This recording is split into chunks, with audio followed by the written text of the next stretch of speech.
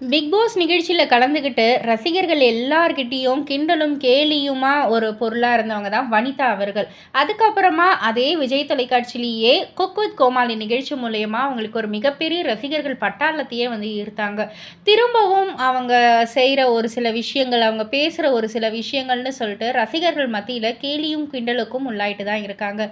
அவங்களுடைய டைரக்ஷனில் இப்போ வெளிவந்த மிஸ்ஸஸ் அண்ட் மிஸ்டர் திரைப்படமும் அதே மாதிரி தான் ஒரு மிகப்பெரிய ஒரு விமர்சனத்துக்கு வந்து உள்ளாச்சு, எல்லாருக்குமே தெரியும்.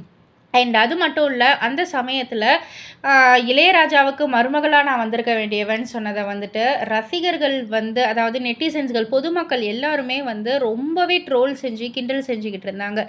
இப்போது ஒரு சில மாதங்களுக்கு முன்னாடி ஒரு இன்டர்வியூவில் கூட வந்து சொல்லியிருப்பாங்க, படையப்பா படத்தில் பிரீத்தாவுடைய ரோலில் ஆக்சுவலாக வனிதாவுக்கு தான் வந்து அந்த வாய்ப்பு கிடைச்சதாம். எனக்கு வந்த வாய்ப்பை தான் வந்து பிரீத்தா வந்து நடித்தா, எனக்கு தான் அந்த வாய்ப்பு வந்துச்சு, நான் தான் வந்து அதை வேணான்னு ரிஜெக்ட் பண்ணிட்டேன், அதனால் பிரீத்தா வந்து நடிச்சிருந்தா அப்படின்ற மாதிரி வந்து சொல்லியிருப்பாங்க.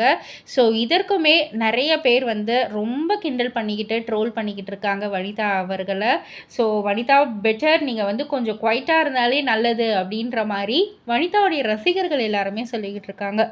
இதை பற்றி நீங்கள் என்ன நினைக்கிறீங்க, உங்களுடைய கருத்து என்ன அப்படின்றத கீழே உள்ள கமெண்ட் பாக்ஸில் குறிப்பிட்டு சொல்லுங்கள். அண்ட் மறக்காமல் சினி வேர்ல்ட் சேனலை சப்ஸ்கிரைப் பண்ணி பக்கத்தில் உள்ள பெல் ஐக்கானையும் கிளிக் பண்ணிவிடுங்க.